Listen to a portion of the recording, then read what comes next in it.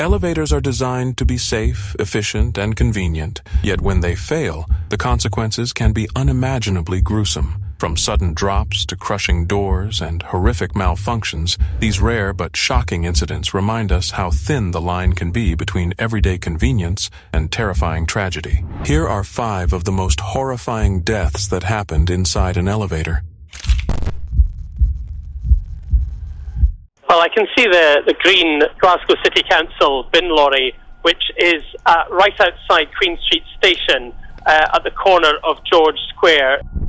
It was just 3 days before Christmas in Glasgow. The streets were alive, the city glowing with festive spirit. But at 2:30 p.m., joy turned into devastation. A council-owned 26-ton bin lorry rolled down Queen Street, routine, unremarkable, until it suddenly swerved off the road and onto the pavement. In seconds, chaos erupted. People screamed, some froze, others ran. But for 6 pedestrians, there was no escape. 18-year-old Erin McQuaid and her grandparents, Jack and Lorraine Sweeney, were killed instantly. They had been out Christmas shopping. 2 local women, Stephanie Tate and Jacqueline Morton, and visiting mother Gillian Ewing also lost their lives. 15 more were injured. It took just 19 seconds, and then silence. The lorry finally came to a halt near Queen Street Station, but the real horror was only beginning. Behind the wheel was 58-year-old Harry Clark. He claimed he had blacked out, that he remembered nothing. But investigators quickly discovered a disturbing truth. Clark had blacked out before, years earlier while working as a bus driver. He collapsed at the wheel then too, yet failed to report it when applying for his heavy goods vehicle license. Not to the DVLA, not to the council, not to anyone. Despite decades of dizziness and fainting spells, dating back to the 1970s, he was still entrusted to drive heavy vehicles through crowded streets. The system had failed. Clark's prior blackout had been misreported to his GP as something that happened in a break room. His occupational health doctor signed him off to return to work. No alarms were raised, and Clark said nothing. The Crown Office later decided not to press charges. Prosecutors said he lacked the criminal state of mind needed to be held accountable. He was unconscious when the crash occurred, and therefore not legally responsible. Neither Clark nor the council faced criminal trial. The public was outraged. Families demanded justice. A public inquiry began in July 2015. Evidence showed no mechanical faults in the lorry. The 2 crew members in the back were unable to intervene. No emergency brakes, no backup system. The inquiry exposed deeper flaws. Clark had repeatedly lied on medical forms, job applications, and license renewals. He changed accounts of his past blackouts, and no one caught it. The DVLA admitted its self-reporting system was flawed. Doctors often had no access to full medical records. It was a system built on trust, and it cost lives. Some families pushed for a private prosecution. They wanted Clark charged with dangerous driving. Others feared it would lead nowhere. Eventually, the case stalled. Clark gave limited testimony during the inquiry, refusing to answer key questions. Some families walked out in frustration. Despite everything, Clark kept his driver's license for a time. It wasn't until months later that it was revoked, and he was banned from driving HGVs for 10 years. Yet even then, he was caught behind the wheel again in September 2015. He resigned from the council shortly afterward. Glasgow lost 6 lives that day, but it also lost trust in its institutions, in its safety nets, in its ability to protect its people. And it forced a hard question. How many warnings need to be ignored before action is taken? Collapse inside an Atlanta apartment building, claiming the life of a young student athlete. It started like any ordinary afternoon. JauMarcus McFarland, an 18-year-old athlete with NFL dreams and a heart full of determination, stepped into the elevator at his Atlanta student housing building alongside his teammates. They were headed to football practice just like any other day. JauMarcus had come all the way from Missouri to chase a future through Champion Prep Academy, a second-chance program designed to bridge young athletes into college and beyond. This was supposed to be his launch pad, his shot, but what followed was a horror no one could have imagined. The doors closed behind them. The elevator was crowded. 16 young men crammed into the small space. Laughter, conversations, a tight squeeze but manageable, until the machine shuddered, and then it dropped. Not slowly, not with warning. It collapsed mid-floor between the 2nd and 3rd levels, and JauMarcus was caught in the nightmare. The cab jammed violently, trapping him as he tried to exit. His body was pinned, his legs dangling helplessly toward the floor below. Teammates screamed. One dialed 911. Another tried to pull him out. Everyone watched, powerless as precious seconds ticked by. For nearly an hour, rescuers worked frantically. Firefighters rushed into the building, forced to climb through the narrow, unstable gap where JauMarcus was stuck. His teammates stood nearby, calling his name, whispering encouragement. "You good, Mac?" one of them repeated over and over. But he wasn't, and deep down, they knew. Atlanta Medical Center was only next door. They got him there quickly, but by the time he arrived, JauMarcus had already slipped beyond saving. His massive 6'6" frame, built for the football field, was no match for the crushing weight of a broken elevator system. He was gone. The grief was instant, and it spread like wildfire. For his teammates, his coaches, and most of all, for his family in Missouri. The boy they sent off with hope and pride would now be coming home in a casket. He was more than just a rising athlete. JauMarcus had a 3.5 GPA in high school. He was prepping for the ACT, aiming to be recruited to a major college in just a few months. The NFL wasn't just a dream, it was a plan. He was kind, humble, and fiercely respected. And now he was a name on a growing list of lives cut short by preventable tragedy. From the moment the news broke, questions followed. How could this happen in a building full of student athletes? Why did an elevator collapse like that, with people still inside? As it turns out, the elevator's state inspection permit had expired more than a year earlier, in August 2020. Official reports revealed it hadn't been inspected as required by law, not once. The responsibility, according to investigators, fell on the building's owners, who never requested a new inspection. Property managers claimed the elevator had been serviced the week before. They blamed the young men inside, saying the combined weight, nearly 4,000 pounds, exceeded the 3,000-pound limit and caused a domino effect. But that explanation fell flat for those who had lived with the elevator daily. It had been malfunctioning for months, they said. Everyone knew it. Everyone feared it. "We knew something like this was going to happen," teammate Bryson Grove told reporters. "We just didn't know it would take one of our own." Surveillance footage later surfaced, captured and reviewed by police body cams. The elevator doors were still open when it started to descend. Panic erupted. A crowd of students scrambled to get out. Some made it. JauMarcus tried and didn't. The grainy footage showed it all. The chaos, the confusion, the desperate last second before he was crushed between floors. The officer watching the footage with building management later sat down, visibly shaken. "Wasn't expecting that," he muttered. Neither was anyone else. JauMarcus's family has now hired attorneys and launched an independent investigation. They want justice, not just for their son, but for every student who steps into a building trusting that it's safe. They're demanding answers, accountability, and change. They know nothing will bring JauMarcus back, but they can make sure no other parent has to live this nightmare. A GoFundMe was created in his honor to help cover funeral costs and bring him home to Missouri. Within days, thousands of people donated. Coaches vowed to dedicate the rest of the season to him. Players wrote his number on their wrists. In the locker room, his absence is a silence that echoes. This wasn't just a freak accident. It was a preventable death. A young man, full of promise, crushed between bureaucracy, negligence, and machinery. One moment he was on his way to practice. The next, the world lost someone irreplaceable. It was just after 5 p.m. on April 22, 2020. The Eastern Freeway in Melbourne buzzed with rush hour traffic. Families heading home, workers ending their day, officers doing their rounds. 4 members of Victoria Police had pulled over a Porsche 911 speeding at nearly 150 kilometers per h. It was supposed to be routine. A traffic stop, a drug test, a vehicle impound, nothing more. And then everything went silent. Without warning, a 19-ton refrigerated truck tore through the emergency lane at over 100 km/h, slamming into the police cars, the Porsche, and the officers standing beside them. There was no screech of brakes, no evasive swerve, just metal, glass, bodies, and devastation. Constable Lynette Taylor, Senior Constable Kevin King, Constable Glenn Humphreys, Constable Josh Presney, all gone in an instant. It was the deadliest single incident in Victoria Police's history. 4 lives extinguished, 4 families shattered, and a state left reeling. But even that wasn't the worst of it. Because while those officers lay broken and dying on the asphalt,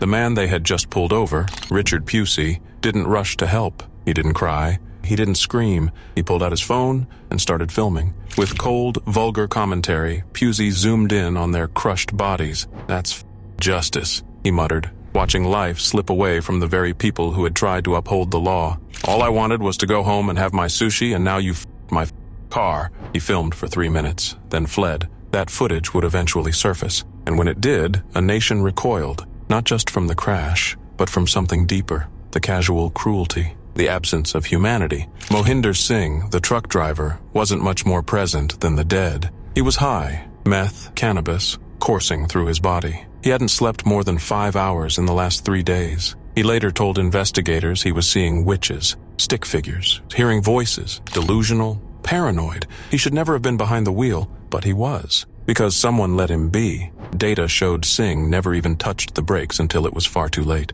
After the crash, he collapsed, wailing, taken to hospital under guard. And when the court dug deeper, the truth was horrifying. Singh wasn't just using drugs, he was trafficking them. And that night, sleep-deprived and hallucinating, he got behind the wheel of a semi-truck on one of Melbourne's busiest freeways. He pleaded guilty. 4 counts of culpable driving causing death, 6 more for drugs and money laundering. The court sentenced him to 22 years, with a minimum of 18 and a half. But the damage wasn't his alone. Richard Pusey, the Porsche driver turned bystander turned voyeur, was charged too, not just for fleeing, not just for filming, but for his disturbing lack of decency. 2 counts of perverting the course of justice, reckless conduct, destruction of evidence. He served 10 months, but even that wasn't the end of his depravity. A year later, Pusey submitted a complaint to a financial agency. Attached to it were graphic photos of the dying officers, the very same ones he had filmed. He was charged again, this time for using a carriage service to cause offense. Another 10 months behind bars, but even this wasn't just about 2 men, because behind Singh and Pusey stood a system and a trucking company now under fire. Connect Logistics, Singh's employer, had put him on the road that day, despite the fatigue, despite the drugs, despite everything. After an 18-month investigation, the company and its owners were charged with violating heavy vehicle safety laws. The maximum penalties, millions in fines, and Singh's direct supervisor, Simeona Tuteru, faced more than 70 charges. Authorities believed he knowingly sent a dangerously unfit man out to drive. Initially, Tuteru was even charged with 4 counts of manslaughter. But as the case unfolded, the prosecution's efforts crumbled. The court called the case oppressive, a misuse of process. All charges against Tuteru were dropped. No trial, no conviction, no accountability. And so the questions remain. How does a man high on meth, seeing witches, get the keys to a 19-ton truck? How does a system built on safety allow this to happen? How does someone witness 4 officers die and walk away, filming as they bleed? The answers don't come easily. Maybe they never will. Behind me is Shaft 11 of Impala Platinum Mines in Rustenburg, where on Monday afternoon, about 11 workers died at a tragic accident here. The miners had just finished their shift. Exhausted but alive, they stepped into the steel cage of the elevator, ready to rise from the dark depths of the earth and feel the open air again. For them, it was routine, just another end to another day in one of the deepest and most dangerous professions on the planet. But on November 27th, 2023, something went terribly, irreversibly wrong at the Impala Platinum mine in Rustenburg, South Africa. As the elevator began its ascent through the 1,000-meter deep shaft, something snapped. Without warning, the lift plummeted, falling hundreds of meters at terrifying speed. In the cold, claustrophobic darkness of that shaft, there was no time to react, no time to scream, no way out. It finally slammed into a platform deep below, an impact so violent that it instantly killed 11 workers and left dozens more critically injured. 2 more miners died later in the hospital, bringing the total to 13 lives lost. 73 others survived, but with shattered bones, ruptured organs, and trauma that would follow them forever. In mining towns across South Africa, the news spread like wildfire. Families waited by their phones, praying their loved ones weren't among the victims. At the mine, ambulances and rescue crews worked frantically, pulling broken bodies from the wreckage. There was blood, screaming, silence, chaos, and above all, a haunting question. How could this happen? Officials say the cause was a malfunction in the lift's winding mechanism, a fault in the very rope meant to carry the cage safely to the surface. Instead of delivering workers to daylight, it became a freefall into horror. Impala Platinum, the company that owns the mine, called it the darkest day in their history. Their CEO, Nico Mueller, expressed heartbreak and vowed support, but for the families of the dead, no words could fill the void left behind. Wives, children, parents, dreams, obliterated in seconds. South Africa's mines are among the deepest in the world.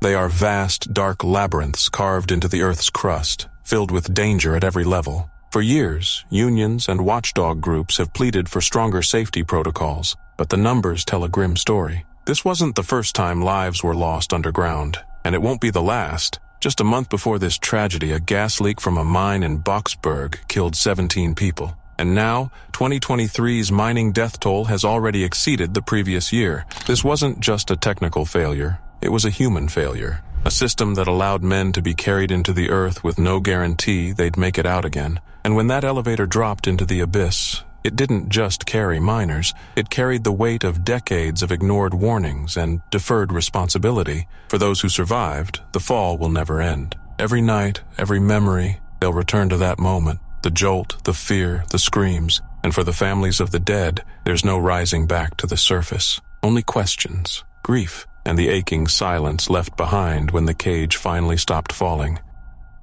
It was supposed to be a routine job. Just another day at work in a Bronx apartment building for 25-year-old Joseph Rosa, a newlywed and an apprentice elevator mechanic trying to make a life for himself. On the morning of February 18th, 2021, Joseph entered the elevator shaft of a Mount Eden high-rise alongside a senior technician. He was there to help repair a lift that residents said had been broken for months. No one could have imagined how that morning would end. Joseph stepped into the shaft pit just after 10 a.m., unaware that he had walked straight into a death trap. He was told to secure the counterweight and cut the cable, a task that should have been safe, that should have come with safeguards. But something critical had been removed from the system 2 weeks earlier. The elevator's governor, a vital device designed to trigger the brakes if the cab ever dropped, was gone. The senior mechanic had taken it out to replace it, and when the new one didn't fit, he just moved on. He never reinstalled the old one. No safety backup, no brake, no protection. Even worse, the elevator hadn't been hung.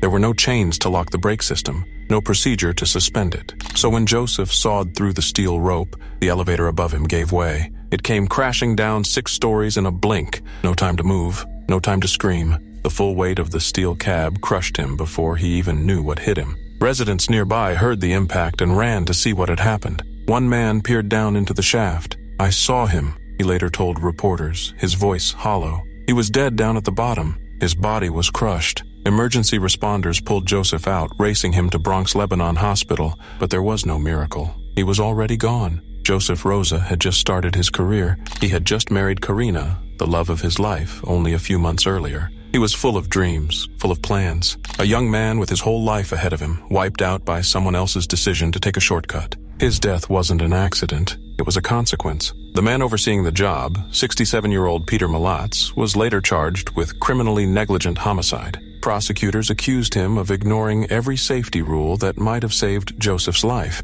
He hadn't followed basic protocols. He hadn't protected his apprentice. He sent a young man into danger without doing the one thing he was supposed to do, make the site safe. And now a wife is left widowed, a family shattered, friends and co-workers broken with guilt and grief. "He was a big light in all of our lives," Karina said through tears. "The most amazing person I've ever met. But Joseph's story is not an isolated one. Every year, dozens of people die in elevator-related accidents, many of them workers, many of them young, many of them preventable. These machines are unforgiving. One misstep, one missing safeguard, and the consequences are permanent." Joseph had trusted the man above him, trusted that the equipment had been properly secured, trusted that someone, anyone, had checked the system before he stepped in. But that trust was misplaced, and he paid with his life. The weight of that elevator wasn't just physical, it was the weight of negligence, of laziness, of failure. And once it dropped, it took everything with it. Now, as legal proceedings unfold,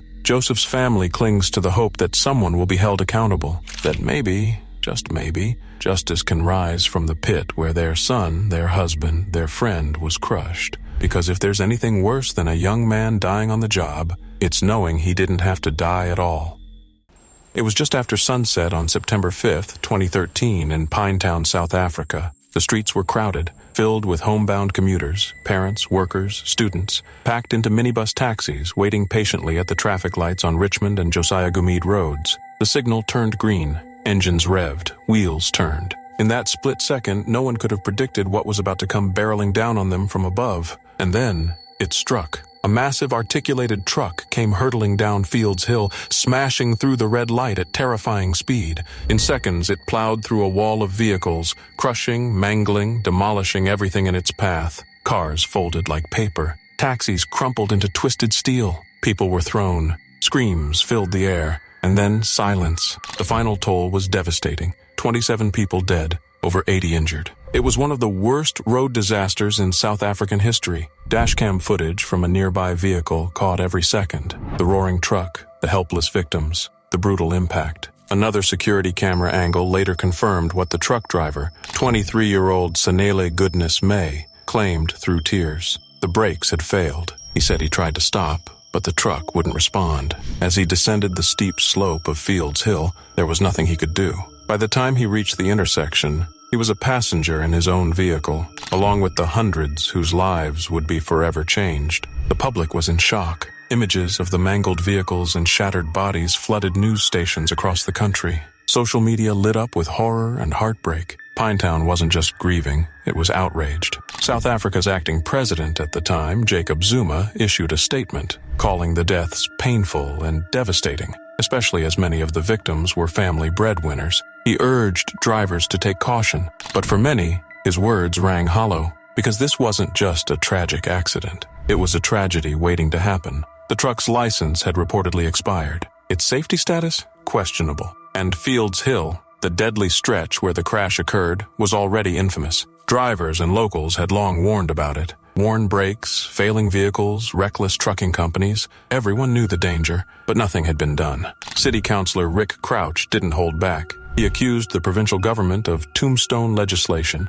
waiting for deaths before taking action. He demanded stricter rules, better inspections, harsher penalties, but for 27 families, it was already too late. The young driver, Sanele May, was arrested and charged with homicide and reckless driving. In court, he didn't fight it. He didn't make excuses. He pleaded guilty to every charge. In a quiet courtroom with families watching, he was sentenced to 8 years in prison. But for many, it wasn't justice. It was just a Band-Aid on a wound that went much deeper. The horror of that night didn't fade. The video footage, still available online, remains one of the most chilling visual records of vehicular destruction ever caught on camera. It's not just the crash that haunts viewers, it's the normalcy before it, the green light, the cautious advance, the everyday hum of traffic before everything is obliterated in an instant. What happened in Pinetown wasn't just mechanical failure, it was systemic failure. A failure of enforcement, of oversight, of accountability, and the cost was paid in blood.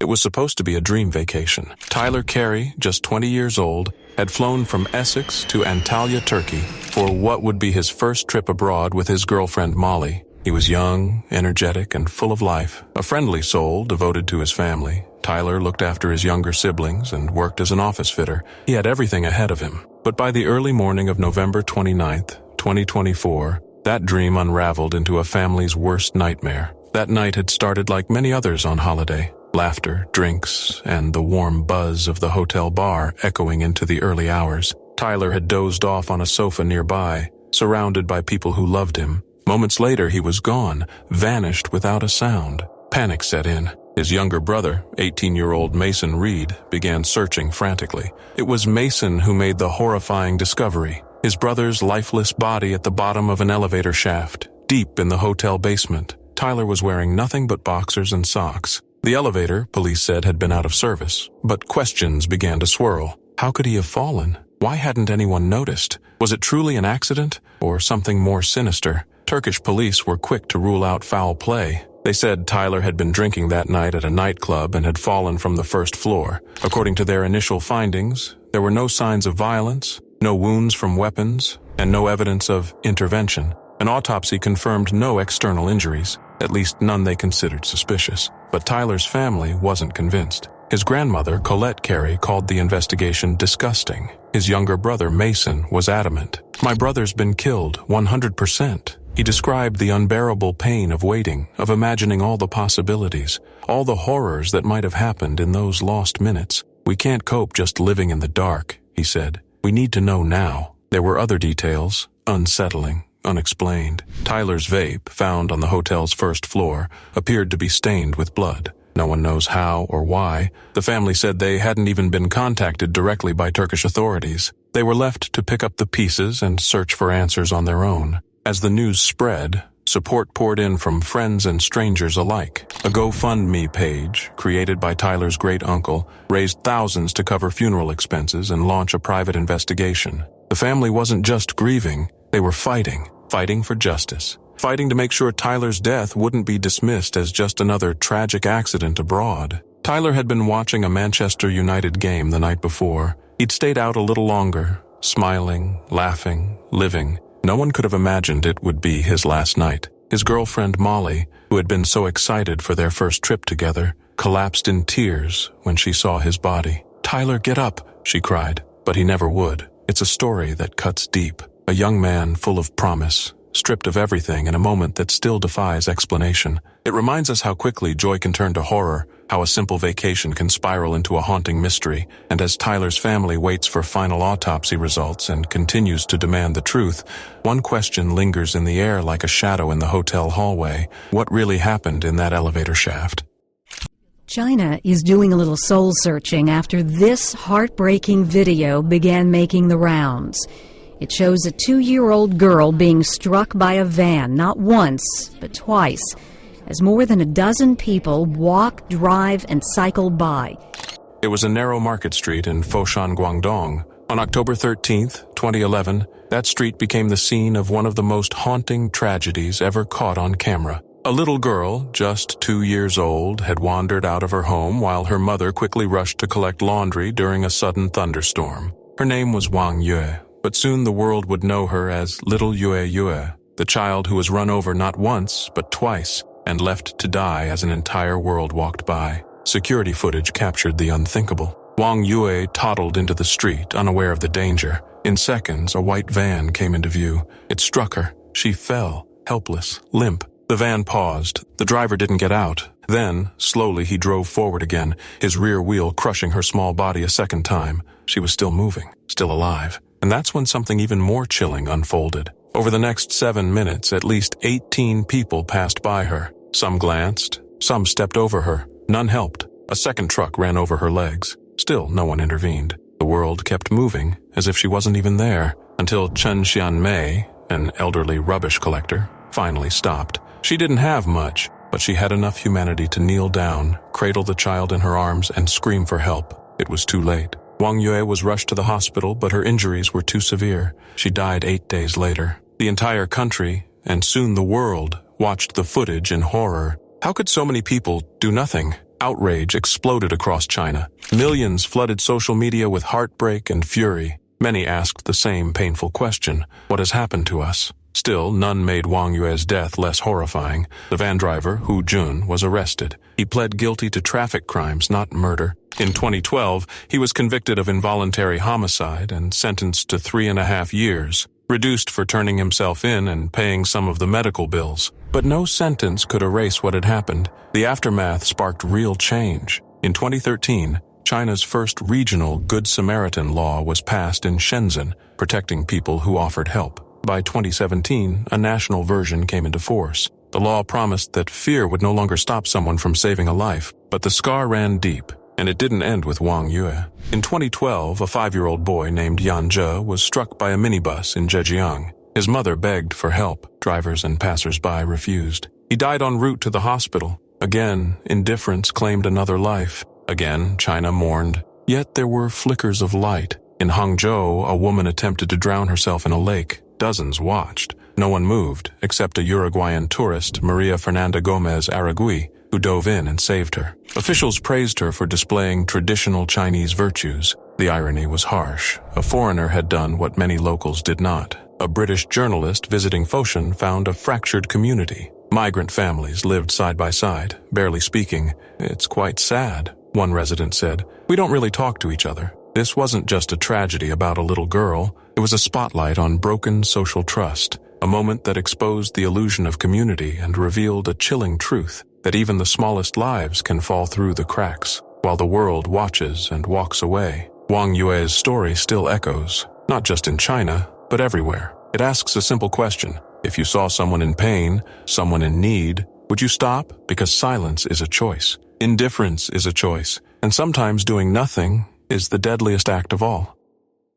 It was just another evening at Lagos Island General Hospital. Dr. Vwaere Diaso had only weeks left before completing her housemanship. She had dreams, plans, a future carefully stitched together by years of study and sacrifice. On August 1st, 2023, she stepped into the elevator to collect a food delivery. But then came the crash. A deafening sound ripped through the hospital, metal groaning, concrete shuddering. Doctors nearby froze. One of them, Dr. Moy, had been standing just outside the elevator moments before. Another, climbing the stairs, heard the impact echo through the walls. And in that moment, everyone knew something had gone horribly wrong. The elevator had plummeted, from the 10th floor straight to the ground. Trapped inside was Dr. Diaso, conscious, crying for help. She was alive, broken, bleeding, but alive. The nightmare stretched on as calls were made. First to the elevator maintenance company, then to emergency services. But no one came. No one. For over 40 agonizing minutes, Vwaere remained trapped in that wreckage,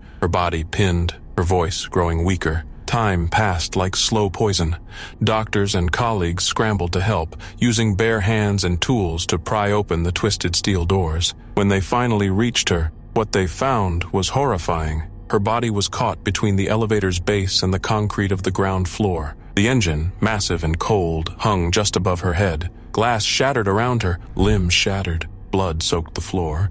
And then, as they tried to resuscitate her, they realized something unthinkable. There was no blood in the hospital for a transfusion. In a government hospital, in Nigeria's largest city, nothing. Dr. Vwaere Diaso died on that floor. Not just from the fall, but from a system that failed her at every turn. It wasn't just an accident. Everyone knew the elevator had been faulty. The doctors had complained for months, even years. Requests had been made. Promises were given. Nothing was done. The grief that followed wasn't quiet. It burned. Her colleagues, friends, and the entire medical community erupted with fury. The Lagos branch of the Nigerian Medical Association declared an indefinite strike across 3 hospitals on the island. They wore black. They mourned for 5 days, and they demanded answers. Her death wasn't just tragic, it was a symbol. A devastating reminder of what happens when warnings are ignored, when life is treated as cheap, when negligence wears the face of silence. The government reacted with statements and committees. A panel was formed.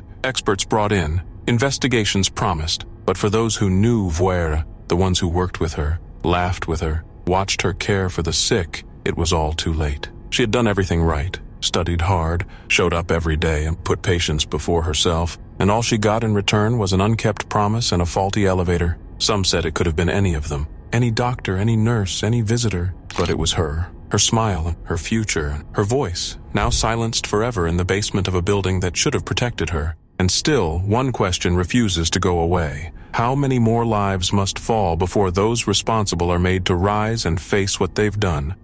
It was a Friday evening in Kenya, but in a single, gut-wrenching instant, that ordinary evening turned into one of the darkest tragedies in Kenya's recent history. Without warning, a massive container truck came barreling down the highway, out of control. It didn't swerve. It didn't stop. It plowed straight through the heart of the crowd, slamming into cars, minibuses, motorcycles, and dozens of innocent pedestrians. Within seconds, the road was unrecognizable. Fruit stands were crushed. Vehicles were mangled beyond recognition. Human lives were scattered like debris. Screams pierced the air. People ran in every direction, many not knowing where to go. Others lay where they had fallen, silent. Witnesses said it happened in a flash. Many of them had no time to escape, recalled Joel Rodick, who stood nearby when the truck struck. There was confusion everywhere. People were screaming, running. It was chaos. By the time the dust began to settle, the death toll was already staggering. First it was 26, then 45, then 52. Mothers, fathers, children, friends, lovers, gone.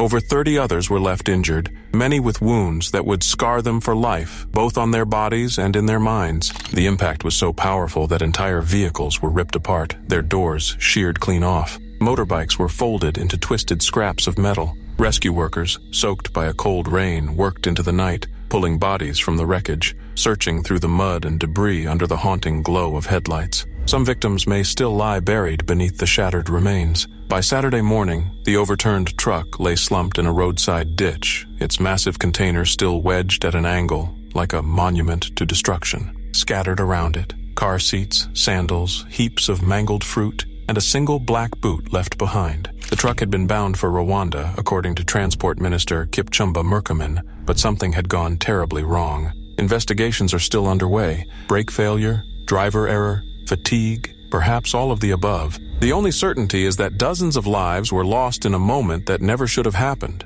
The loss of such a high number of people, some of them breadwinners, is painful and has affected so many households, Murkomen said, calling it a terrible and painful tragedy. He promised reforms, speed bumps, designated vendor zones, stricter rest requirements for long-haul drivers. But for many, these vows came far too late. President William Ruto posted a message of mourning saying, "The country mourns with the families who have lost loved ones." Social media flooded with candle emojis and the word Londani in stark black letters, a digital memorial for the dead. But grief wasn't the only emotion stirring across Kenya. There was also rage. This wasn't an isolated disaster, it was part of a pattern. In 2018, a bus crash in Kericho killed 50 people. In 2022, a bus plunged into a river, taking 34 lives. Every year, Kenya loses thousands to the roads. Over 4,600 people died in crashes last year alone. Over 21,000 were involved in road accidents. Behind every number is a name, a face, a story cut short. In December, Minister Murkomen admitted what many already knew. Human error is the leading cause of carnage. Drunk driving, speeding, and exhaustion, reckless overtaking, it's all preventable. Yet year after year, the death toll rises. And so we ask, how many more people must die before words become action? How many roadside traders? How many commuters? How many children must be buried before safety becomes a priority? At Londani, the answer is already too many. The crash that evening didn't just tear through metal and flesh, it tore through the illusion of safety. It left behind not just grief, but a gaping wound in the heart of a nation. And as families prepare funerals, as survivors begin the slow journey of healing, Kenya is left to ask the same question again and again. How long will this continue?